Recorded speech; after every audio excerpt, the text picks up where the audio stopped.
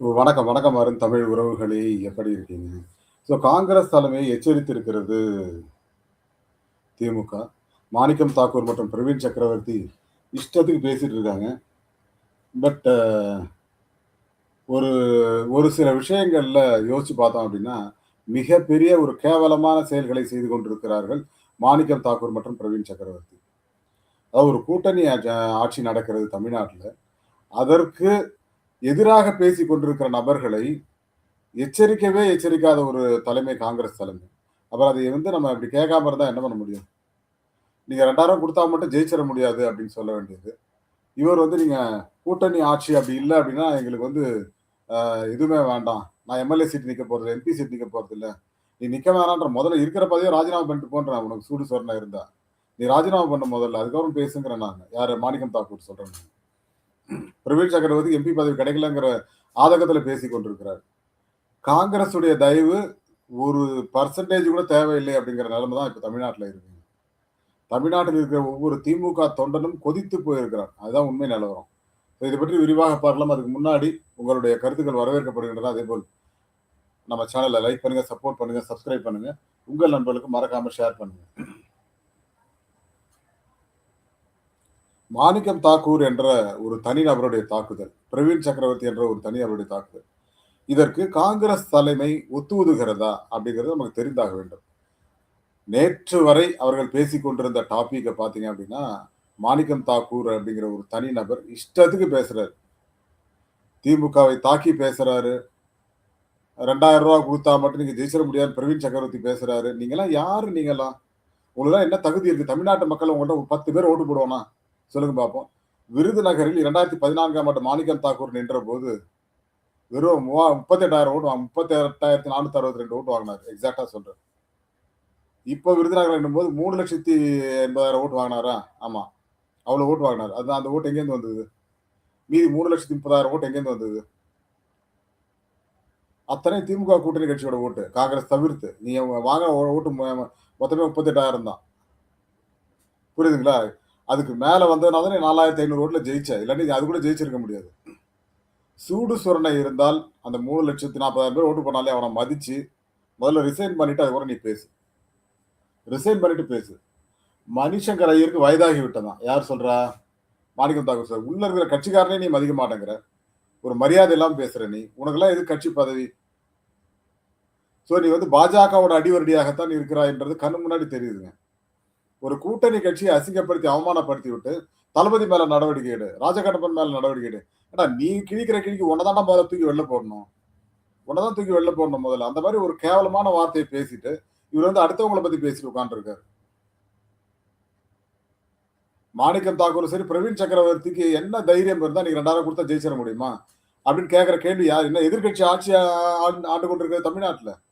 என்ன மாதிரியான புத்தி இதெல்லாம்? ஒரு மதிப்பு மரியாதையும் கிடையாது. கூட்டணி கட்சியை மதிக்கிறது கிடையாது. ஆனா இஷ்டத்துக்கு பேசுவீங்க நீங்க. அத உட்கார்ந்து திமுக வேடிக்கை பார்க்கணும். ஒரே வார்த்தை. இன்றைக்கு ஹிந்து நாளிதழில வந்த ஒரு கட்டுரை என்ன சொல்லுகிறது அப்படின்னா, பிரவீன் சக்கரவர்த்தி மீதும், மாணிக்கம் தாக்கூர் மீதும் நடவடிக்கை எடுக்கவில்லை என்றால், திமுக காங்கிரஸை கூட்டணிக்கே அழைக்காது. பொறுத்தது போதும் பொங்கி எழு அப்படிங்கிற அளவுக்கு எங்கள் பொறுமையை சோதித்து விட்டீர்கள். இதற்கு மேலும் நாங்கள் பொறுமையாக இருக்க மாட்டோம். வரும் 22ஆம் தேதி கூட்டணி பேச்சுவார்த்தை நடக்கும். ஆனால் காங்கிரஸை கூப்பிட வேண்டும் என்றால் நிச்சயமாக மாணிக்கம் தாக்கூர் மீது, பிரவீன் சக்கரவர்த்தி மீது நடவடிக்கை எடுக்க வேண்டும். எடுத்தால் ஒழிய நாங்கள் உங்களை கூட்டணி பேச்சுவார்த்தைக்கு அழைக்க மாட்டோம் அப்படின்னு சொல்லிட்டாங்க. அதாவது நீங்க உங்க காங்கிரஸ்க்குள்ள நீங்க பேசிக்கிறீங்க, சண்டை போட்டுக்கிறீங்கன்னா அது உங்க விஷயம். ஆனா அது கோஷ்டி பூசல்னு எடுத்துப்போம். ஆனா திமுக மீதே கை வைக்கிறீங்களா? உங்களை எப்படி சும்மா விடுவாங்க? திமுக தயவுல தான் நீங்க 10 எம்பி வாங்கி வச்சுட்டு இந்தியா கூட்டணிக்கு 40 தொகுதிகளும் வெற்றி தந்தவர் ஸ்டாலின், முதல்வர் ஸ்டாலின் அவர்கள். திமுக தான் அதுக்கு முன்னணி.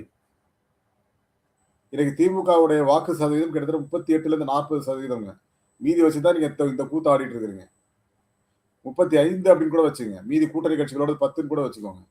அவர்களை வைத்து தான் நீங்க இந்த ஆட்டம் ஆடிட்டு இருக்கிறீங்க.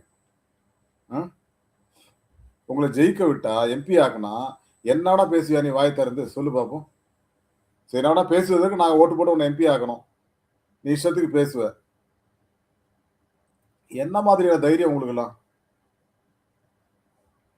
காங்கிரஸை கேவலப்படுத்துகிறீங்க நீங்க. அப்படிதான் சொல்லணும். ஒரு கூட்டணி தர்மமே தெரியாம கேவலப்படுத்திட்டு இருக்கிறீங்க. நீ 10 வார்த்தை பேசுனதுக்கு 1 வார்த்தை தளபதி பேசுனாரு, அவர ரிசைன் பண்ண சொல்ற நீ. ராஜகபூர் ஒரு தடவ பேசுனதுக்கு அவர் மேல நடவடிக்கை எடுக்கணுங்கிற. ஏன்னா நீ 100 தடவ பேசுனியே அதெல்லாம் என்னடா அப்படின்னு கேட்டா, நாங்க பேசுவோம். எங்களுக்கு கருத்து சுதந்திரம் இருக்குது. எங்க கட்சி ஜனநாயக கட்சி. மத்தவங்கலாம் என்ன இந்த கட்சியா? அ ஜனநாயக கட்சியா? என்னய்யா சொல்ல வர்ற நீ? ம். ஒரு கூட்டணி தர்மத்தை மதிக்க தெரியாதவங்கலாம் எதுக்கு கட்சியில இருக்கிறீங்க?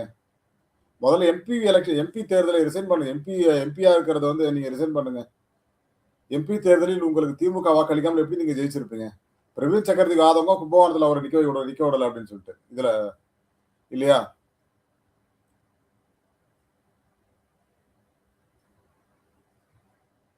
இந்த மாதிரி ஒரு மோசமான முன்னுதாரணத்தை வைத்துக் கொண்டிருக்கிற காங்கிரஸ் கட்சி என்ன மாதிரியான செயல்களை செய்து கொண்டிருக்கிறது சொல்லுங்க?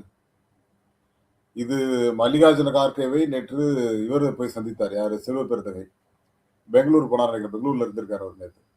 இன்றைக்கு இவரு கே.சி. வேணுகோபால் முகப்பேர்ல ஏதோ ஒரு நிர்வாக குழு கூட்டம் நடக்குது. அங்க வந்து கூட்டணி ஆட்சி கொடுக்கவில்லை என்றால் நமக்கு கூட்டணி வேண்டாம் வேண்டாம்னு போஸ்ட் ஒட்டியிருக்காங்க. அதை யாரோ கிழிச்சிருக்காங்க. உடனே திமுக காரன் தான் கிழிச்சான். ஏன்னா நீ ஏன்டா ஒட்டன முதல்ல? தமிழ்நாட்டில் ஒரு ஆட்சி நடக்கிறது. அந்த ஆட்சிக்கு எதிராக நீங்கள் பேசிக் கொண்டிருப்பீர்கள். மத்தவங்க வேடிக்கை பார்த்துட்டு இருப்பாங்களா? வாயில விரல வச்சுட்டு போவாங்களான்னு கேட்கிறேன் நான். நீ என்ன வேணா பேச நாங்க அமைதியா உட்கார்ந்துருக்கணுமா? இதை தூண்டுவது ஆர்எஸ்எஸ், பிஜேபி. அதுக்கு பின்னாடி உட்கார்ந்துட்டு எல்லாம் விலை போயிட்டீங்க நீங்களா? மாணிக்கம் தாக்கூர் சரி, பிரவீன் சக்கரவர்த்தி விலை போயிட்டான். அவன் இன்னமும் கட்சியில வச்சுட்டு என்ன பண்றீங்க நீங்க? காங்கிரஸ் சொல்லுங்க. ஏங்க நல்லவன் 10 பேர் இருந்தா போதுங்க. இந்த மாதிரி ஆட்களெல்லாம் தூக்கி வெளில போடுங்கன்ற. அதாவது காங்கிரஸ் அது வேற இது வேற கேட்கறதன் மூலமாக திமுகவுக்கு நெருக்கடி கொடுக்க பார்க்கிறார்கள். இதற்கு பின்னாடி பாஜக இருக்கிறதுங்கிறது பட்டவர்த்தனமா தெரியுது. இதுக்கு மேல ஏன் வெயிட் பண்ணணும்? தூக்கி அடிங்கன்ற நான். அப்படி காங்கிரஸுக்கு தூக்கி அடிக்க மனம் இல்லையா? தாவேகா கூப்பிடுறாங்களா போங்க.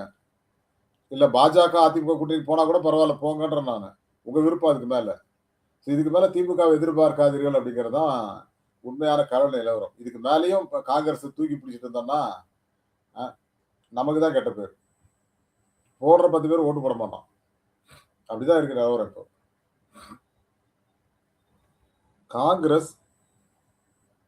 காங்கிரஸ் இருக்க ஒரு சிலர் விலை போன ஒரே காரணத்தினால திமுக காங்கிரஸ் கூட்டணி உடைகிறது. உடைய போகிறது. இன்னமும் உடையல. அதுதான் உண்மை. அப்படி உடையும் என்றால் என்ன நடக்கும் அப்படின்னு கேட்டீங்கன்னா, திமுக அதிகமான இடங்கள்ல வெற்றி பெறும். அதிகமான இடங்கள்ல போட்டியிடும். அதிகமான இடங்கள்ல வெற்றி பெறும். இந்த கதை கூட தெரியாத மாணிக்கம் தாக்கூர் போன்றவர்லாம் என்ன சொல்றது? ஒரு கூட்டணி கட்சியை வந்து நம்ம இவ்வளவு கேவலமா பேசுறோமே, உங்களுடைய உரிமையை கேளுங்க நான் இல்லைன்னு சொல்லல. ஆனா கேவலப்படுத்துறீங்க அது நியாயமா? அவர்களுடைய வாக்குகளை வாங்கி ஜெயிச்சுட்டு அசிங்கப்படுத்துறது நியாயமா? இல்லையா? அதை நியாயப்படுத்த வேண்டாம். இப்ப நீங்க முதல்வர் பார்த்தீங்கன்னா, கிட்டத்தட்ட 2 மாசமா அமைதியா இருக்காரு. ரொம்ப அமைதியா இருக்காரு. எங்கள் பொறுமைக்கும் எல்லை உண்டுன்னு தான் இந்த கம்யூனிகேஷன காங்கிரஸ் தலைமைக்கு அமைச்சிருக்காங்க. அப்படி நீங்கள் நடவடிக்கை எடுக்காத பட்சத்தில், நாங்கள் உங்களை கூட்டணிக்கு அழைக்க வாய்ப்பே இல்லைன்னு சொல்லிட்டாங்க. முடிஞ்சு போச்சு. வரும் 22ஆம் தேதி இன்னும் 5 நாள் கூட இல்ல. இதுதாங்க. அதாவது திமுக வந்து பொறுமையா தாங்க இருக்கு. இதுவரைக்கும் பொறுமையா தளபதி பேசுறத கூட முதல்வர் கூப்பிட்டு இல்லப்பா இனிமேல் அது மாதிரி பேசாதன்னா அவர் பேசவே இல்ல. ராஜகண்ணப்பன் பேசினார். இல்ல நீங்க இது மாதிரி கூட்டணி பற்றி பேசாதீங்க. எச்சரிச்சிருக்காங்க. ஆனால் காங்கிரஸ் என்ன செய்தது இது வரைக்கும்? இவர்கள் ஒரு முறை தான் பேசியிருக்காங்க 2 பேருமே. 2 பேரும் பேசக்கூடாதுன்னு வாயை அடைச்சுட்டாங்க 2 பேரையும். ஆனால் காங்கிரஸில் இதுவரைக்கும் அந்த மாதிரியான நடவடிக்கை எடுக்கப்பட்டிருக்கிறதா என்றால் நடவடிக்கை எடுக்கப்படவில்லை. அப்போ கட்டுப்பாடற்ற காங்கிரஸ் கட்சி தான் இந்தியா முழுமைக்கும் இந்த கேவலமான ஒரு மோசமான பின்னடைவை சந்தித்ததற்கு காரணம் இந்த மாதிரி ஆட்கள் தான். யாரு? மாணிக்கம் தாக்கூர், பிரவீன் சக்கரவர்த்தி, சோடங்கர் இந்த மாதிரி ஆட்கள் தான் காரணம். இவர்களால் தான் காங்கிரஸ் அசிங்கப்பட்டு இருக்கிறது. தமிழ்நாட்டுல மட்டும் இல்ல, எல்லா ஊர்லயும் அப்படிதான் இருக்காங்க அவங்க. இதை புரிஞ்சுக்கோங்க முதல்ல. காங்கிரஸ் களை எடுக்கவில்லை என்றால் நிச்சயமாக காங்கிரஸ் வெற்றி பெறுவது கடினம் வரும் நாட்கள்ல. அதுக்கப்புறம் அது அவங்க விருப்பம், என்ன வேணா பண்ணிட்டு போறோம். இந்த புரிதல் வந்து இவர்களுக்கு இருக்க வேண்டும் அப்படின்னு நான் கேட்டுக்கிறேன். Anyway thank you all. நான் லைவ் நைட் பேசுறேன், இந்த டாபிக்கே பேசுறேன். ஏன்னா நிறைய செய்திகள் வர வேண்டியிருக்கு. வந்தப்பறம் நைட் பேசலாம். அதனால தான் இந்த ரெக்கார்டர் வீடியோ போடுறேன். மீண்டும் ஒரு நல்ல தலைப்போடு சந்திக்கிறேன் நண்பர்களே. தேங்க்யூ ஆல் அண்ட் பாய். மீண்டும் சந்திப்போம். நன்றி.